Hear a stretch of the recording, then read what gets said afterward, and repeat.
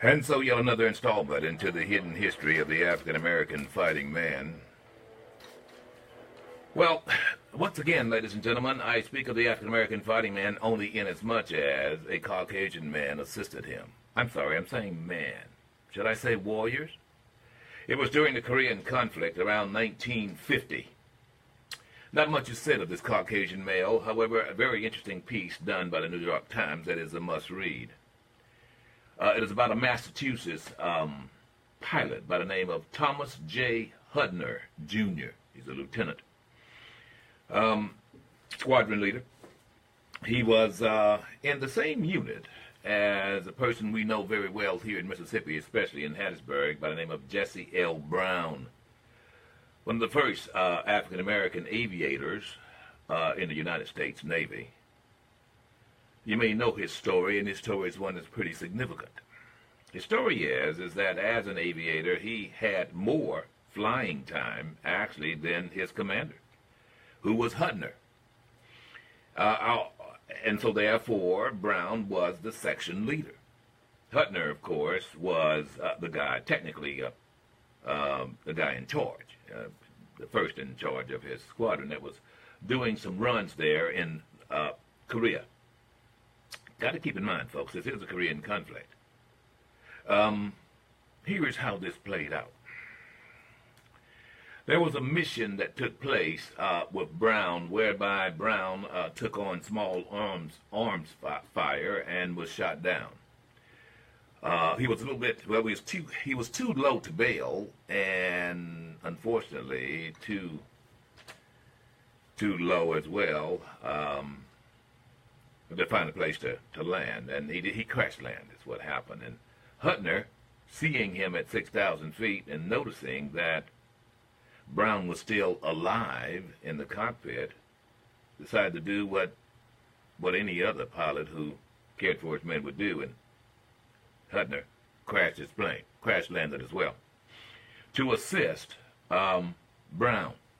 Now, the Chinese army was pouring down. You got to realize the Chinese army was in cahoots with the North Koreans as well as the Russians, and they were closing in on the position. Helicopters were coming, and Hudner noticed that Jesse Brown was, in fact, alive there, but he was stuck in the cockpit. His knees were crushed, and Hudner could see that Brown was probably slowly dying. He had radioed for incoming helicopters, but knew that it would take some time for them to get there, and that more than likely Hudner would succumb. So Brown said this to Hudner, his commander: "If anything happens, tell Daisy I love her." And something did happen, of course. He did, in fact, die. Brown did die. Hudner promised Brown that he would return soon with better equipment, but in Hudner's own words, it was a bald-faced lie. He knew he'd never get back in time. By the time Hudner had left him, in fact, Brown might have already succumbed to his injuries. Not much is said of that in Mississippi. You got to understand, ladies and gentlemen, this was 1950. And the quote-unquote white boy happening the colored boy was not exactly something you wanted to brag on then. And I'm going to submit to you that it's not something that's bragged on now, which is the problem. Any war we've ever had has taken the multicultural efforts of every American, every ethnicity in this country, and that is the hidden history. Needless to say, Thomas L. Hudner is from Massachusetts. I don't know whether he's even celebrated there. He should be. Why? I'll tell you why. He's a Medal of Honor winner. He was the first, actually, to receive that from Truman, the aviator. Yeah, he did.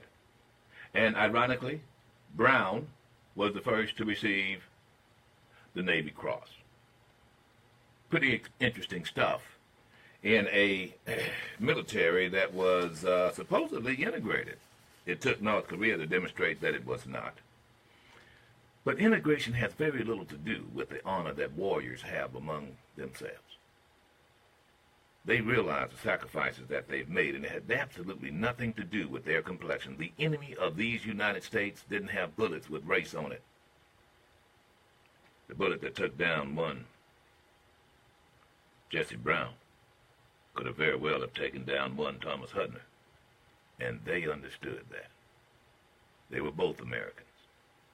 But there are those in this country, ladies and gentlemen, who would see it differently. And you can see them marching and carrying the SWAT stickers and the Confederate flags every day. That's what they hate about this great country of ours. The mere fact that it does take all of us. They don't want that.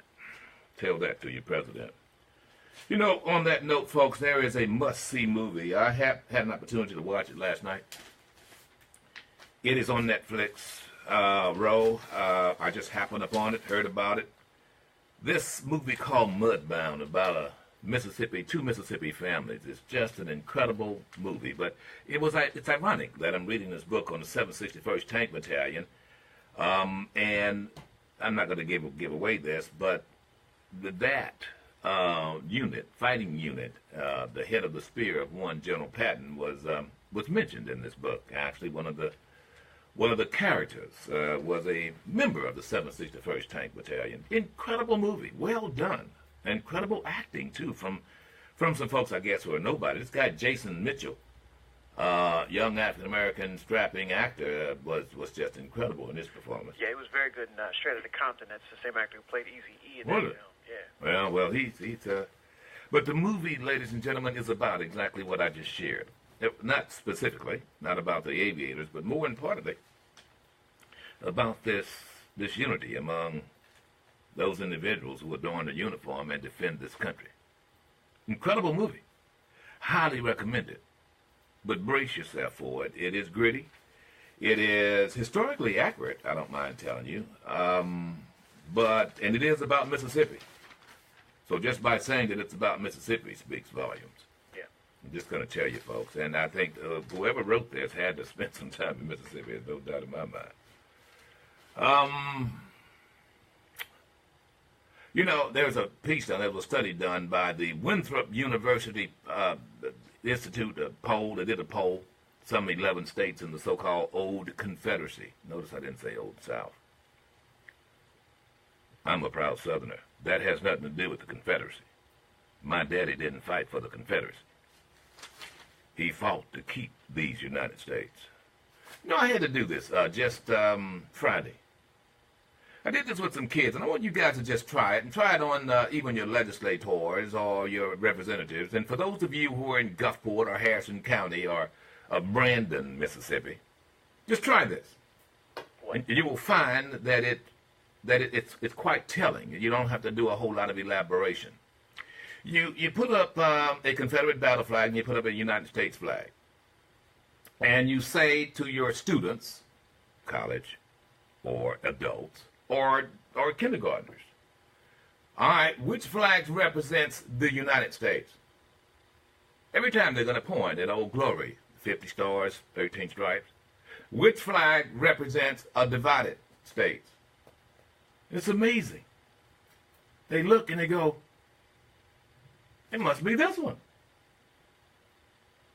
That is that. It is not about ideology. It's not. And it's amazing. These ninth graders were like, oh, okay. So why would we have this, they would ask. Well, so what? Mr. Daniels, so why? Now you tell me why. And there was a survey here, a polling done by the Northern University that kind of showed this, just how vastly different we here in the South are, as it applies to complexion. And that's closing, too, by the way. African Americans are starting to, they're starting to assimilate, Ro. I'll tell you why and how, because they are not privy to their history, because they don't want to know it. They're not privy to what you just read and heard.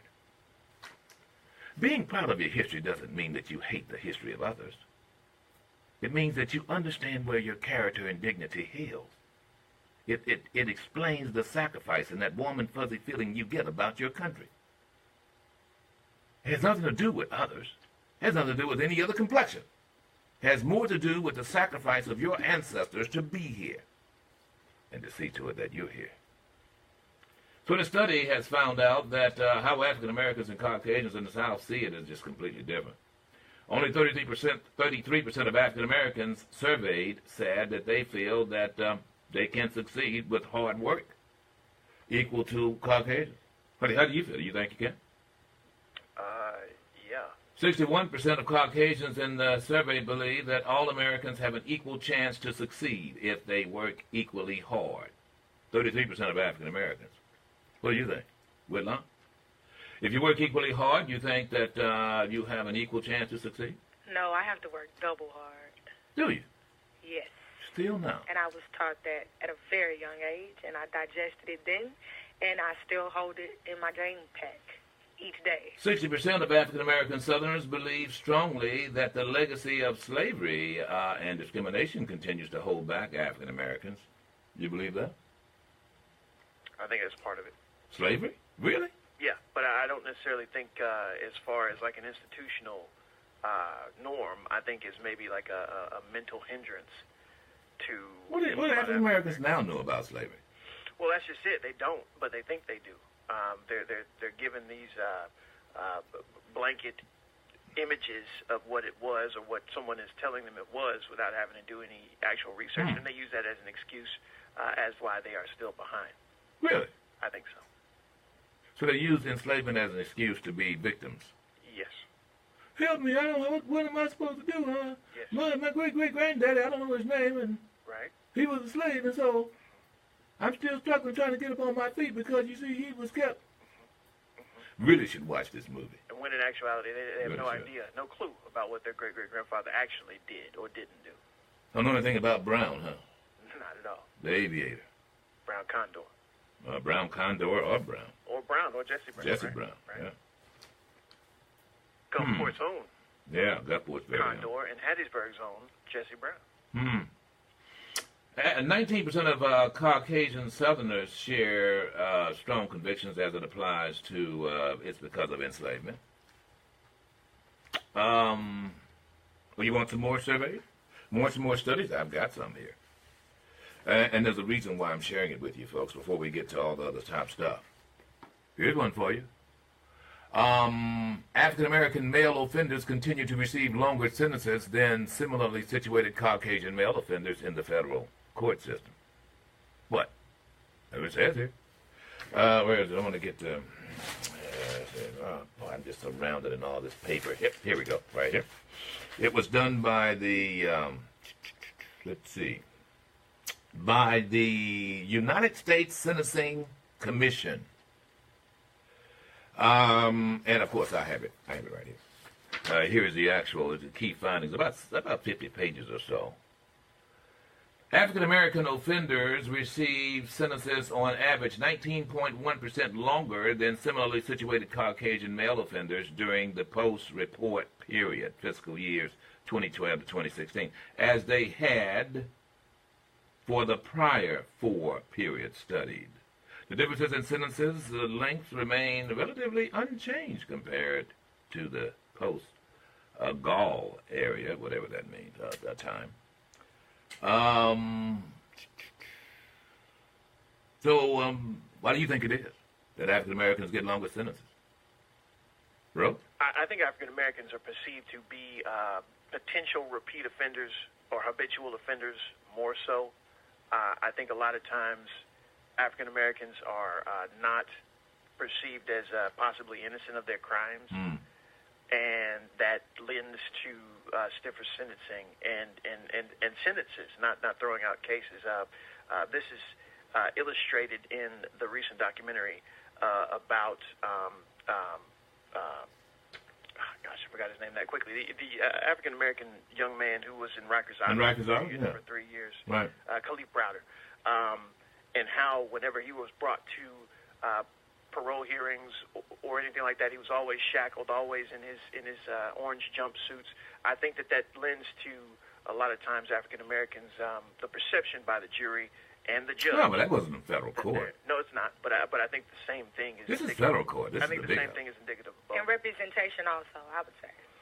So your guilt or innocence is only in as much as you have good counsel, Whitlock? No, but I do feel that when a person of color is under the radar for a certain crime or they're suspect or whatever, it is kind of you're guilty before you're proven innocent type of idea. And then on top of that, sometimes it's hard for people to get the proper representation that they need. Not everyone can afford beyond a public defender. And I don't know if you know much about public defenders, but public defenders are not the best to have. I do know. If you have a choice, they didn't just come along when you were born. Okay, all right. Well, public defenders aren't the best. Sometimes people can luck up and get a good one. But, when you got someone speaking on behalf of you that could care less about your life and whether you do time or not, it's not going to lose a wink of sleep if they lose or win your case. I think that leads to how sometimes things end. I want you to know that's not just public defenders can feel that way. Now, there are people spend thousands who get lawyers who feel the same way. So with all due respect, it's not just public defenders. You got to know both sides of that coin. A bad lawyer is a bad lawyer, and 50% of the lawyers who graduated in the bottom 50% of their class. Not everybody made an A when they went to law school, Yeah.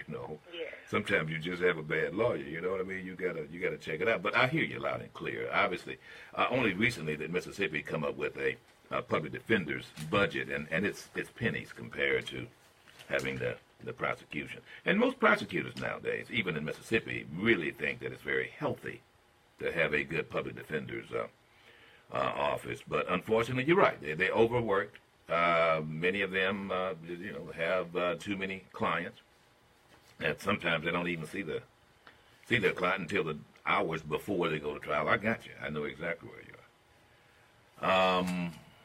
So you think that plays into it? Well, the study kind of suggests quite a few disparities and quite a few reasons as to why. I think first and foremost, the crimes that's committed.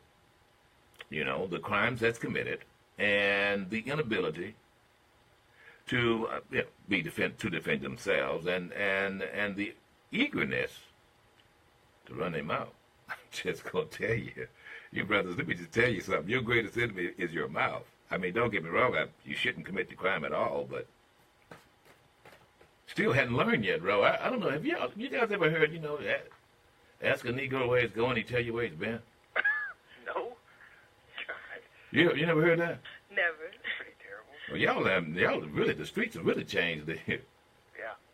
What are they teaching y'all in the barbershops now? Come on, those little axioms like that, man, are just, they were little nuggets. Could you unpack that? So that means when you ask somebody something, yeah, a Negro or something, they're going to tell you that and some? Yeah, they're going to tell you where they've been.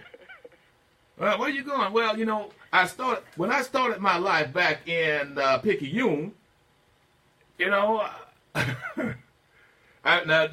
didn't go to school. I dropped out of school. My daddy was not there. Blah blah blah blah blah blah blah. Well, so what? This isn't funny, guys. I know it's not funny. It's not funny at all. But I want you to know, because that axiom has not been said enough, it seems as though we're doing that. And I was talking to one individual about this, who was in fact a federal judge, and he said exactly that. He said, Rip, there are some individuals who talk themselves into prison. Volunteering information. You have the right to remain silent. Well, some people just don't. And don't get me wrong, it's good that criminals don't because, you need to be off the street. I'm just going to tell you.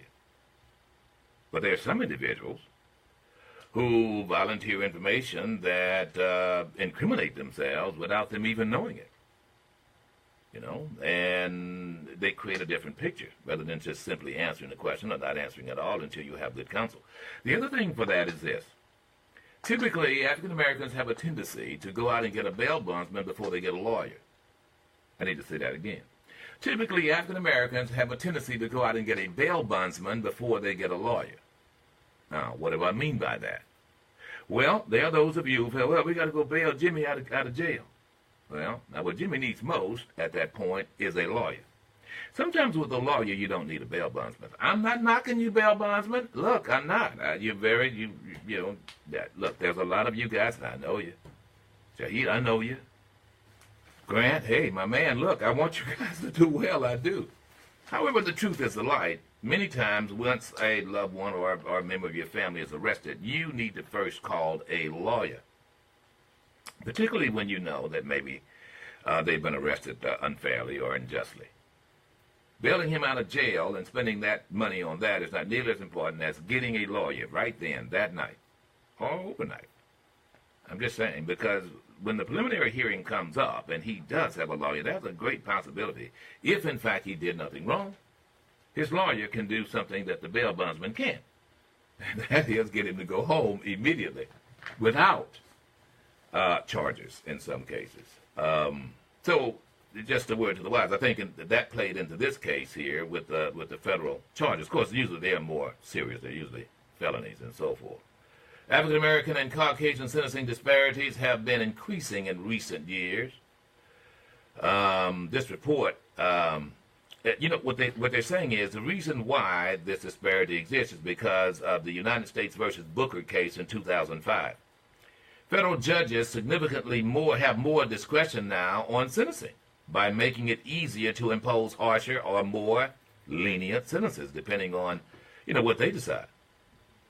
Before that decision, federal judges were generally required to abide by the sentencing guidelines. So what does this boil down to? In a word, bigotry. I'm just telling you. Most of those who are sitting on the federal bench are, in fact, Caucasian. Particularly here in the South, ladies and gentlemen. It's not breaking it down here in the South, but I don't doubt it is true. I think Southern federal judges are a lot more harsh or unsympathetic or empathetic. And I think that they're more than likely a Caucasian guy going before a federal judge would know someone who knows someone who knew someone that knew the federal judge and could put a phone call in. My question for you is what you're going to do about it. If you go to our Facebook page, that's the question. What are you going to do about it? You're on the bottom of every good list, top of every bad list, Negro, so what are you going to do about it? I have some suggestions. I'd like to hear yours. Yeah, you hear that. Oh, yeah, man, they gave us about 10%, 20% higher on Negro. Help me, mend my broken wing. No, what the hell are you going to do about it? No, really. It's a simple question. Because, ladies and gentlemen, this isn't anything new in this country, and there was something that was done about it, 1950s, 1960s. There was something that was done about it. The history is right there in front of you.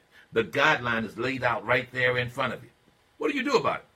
There was a time when you didn't have any African-American federal judges or prosecutors. By the way, therein lies the key. You see, the federal prosecutors are appointed, and there are some federal prosecutors who put forward a different case when it applies to African-Americans and Caucasians. There is bigotry. Now, don't act like it doesn't exist. Some of you guys, oh, yeah, it doesn't exist, but it's always about race. No, it's always about a bigot now. Until you deal with one, don't explain to me.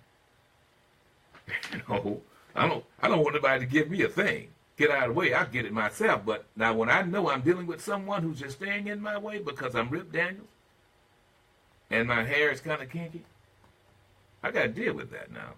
Now, you got straight hair. You don't have to worry about that. I guess, let's see. Well, neither one of y'all. Well, Ro, you could pass. Thanks. Well, you don't have that kitchen like me and Whitlock. Just got to grow out. Of course, now, Yeah. Whitlock's got a nice kitchen, though. It's very nice. Yeah, Rasta. So there you have it. Here's what this amounts to in plain English. Sentencing choices may be made by judges at their own discretion. Judges are less likely to voluntarily revise sentences downward for African American offenders than for Caucasian offenders. That's just all there's to it. So what are you gonna do about it? Cry? Complain? Hands up? Don't shoot? And then there's this. Where is it? I've got it here. And you guys, when you see this on Facebook, you're going to see it in reverse. It's a mirror image. But I'm just showing you I have it. The black identity extremists likely motivated to target law enforcement officers. And this thing is, let me just tell you, folks, this is a must-read, especially if you are black, end quotes. Every time I say this, some of you guys email, oh, there you go with that race again. No, I'm not about race. I'm talking about African Americans now. I ain't talking about race. I'm talking about people like me. Now, you expect for me not to talk about me, then you need to tune in to another show. Thank you very much. But if you want to learn about that very person who can pull your little white ass out of a storm, then you might ought to listen to me. Because I don't have a prejudiced bone in my body. Wasn't reared with that. And there's no doubt with looking at me that I obviously have a whole lot of other stuff in me besides Negro. I'm going to search. I'm going to go to Senegal and search that out too, by the way. after I come from Kentucky. Yeah, because Yeah, that's right. Yeah. I got people in Kentucky I don't know, and they don't look like me either. Well, I'm just saying. But they don't have a nose like me. yeah, don't look exactly like you. No, not exactly. You know, they have those who really hate that. They really do. So I told you about this. I want to play her if I can, if I've got time. There was a representative who was asking our Attorney General about this study that I have here now. And the conclusions drawn in the study that was released August 3rd, 2017, about black identity extremists likely motivated to target law enforcement. By the way, we just had 2 Border Patrol who were, well, one's dead now, one's wounded. No guns were used in that. It's kind of curious there on the border. It's on the I-10 border. Of course, needless to say, Donald John called for the building the wall. And now his dumb supporters have really fallen for it. You know, you guys always fall for the bananas in the tailpipe. He knows they would. The guy said emphatically Mexico's going to pay for it. Now guess who's going to pay for it? Alabama. Poor people in Alabama. Yeah. And guess what? They still support this guy. They voted for it. You guys. It's just amazing to me. Poor guys in D-Lo, Mississippi. Hey, Mexico's going to pay for it. And now, ladies and gentlemen, he's coming with a taxpayer to pay for it. And your hard-earned dollars is going to go toward that. But this unclassified enforcement sensitive. Okay, here. This is the Appendix B, confidence in assessment and judgments based on a body of information, blah, blah, blah. Actually, those are definitions. I want to get the one before that. Oh, here it is. Analysts of alternatives for the black extremists. Listen, if you are African American, part of Hands Up, Don't Shoot, Black Lives Matter, the Jackson State basketball team, football team, if you are black, whatever, you could be considered an extremist, is what this is saying. The FBI considered the alternative hypothesis that retaliatory violence against law enforcement is not ideologically motivated, but rather a result that some individuals may simply harbor animosity toward police and exploit racial tensions as an excuse to commit acts of violence, which I think is pretty good. What do you think, Rob? Yeah, I can see that.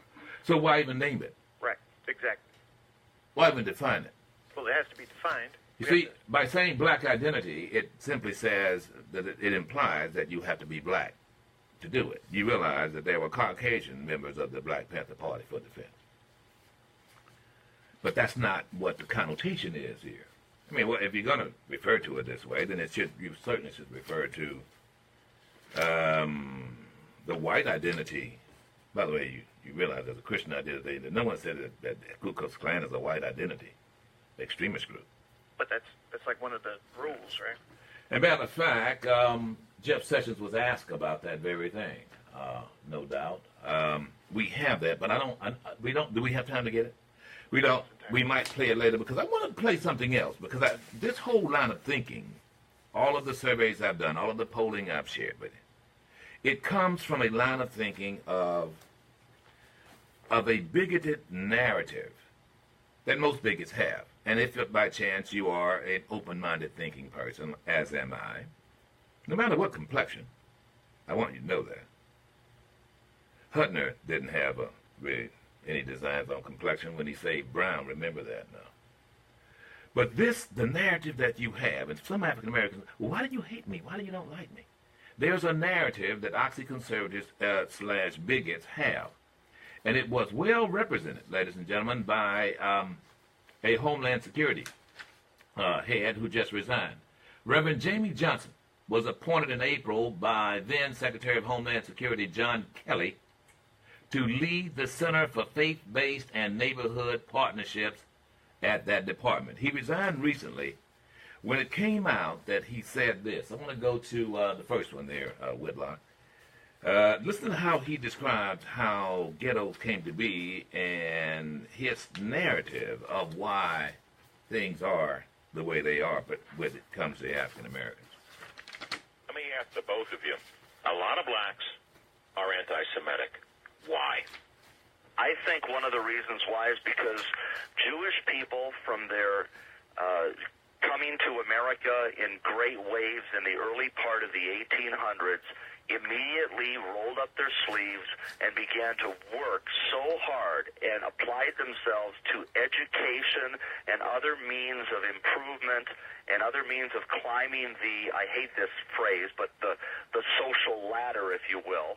And they have done exceptionally well for themselves. For only representing about 1.4% of America's population, they make up 12% of America's millionaires. Why? Because they work.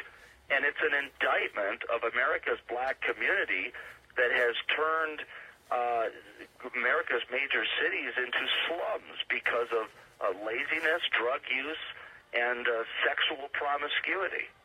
Frank? Take everything that Jamie said, because I agree with it, and preface it with this. The Jewish community removes the argument of victimization from the black community because both groups of people in the past, the Jews going back thousands of years, the blacks going back maybe hundreds of years, have been slaves.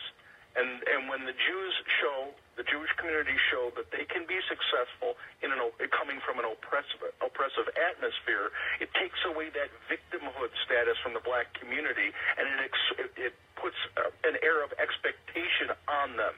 They should be able to do what the Jewish community is doing. So they resent the Jewish community because they came from the same oppression and proved that you don't have to keep blaming someone else for your past. You can be a success. That is a great point. All right, go to number 33 quickly. I know we've got time. Can you?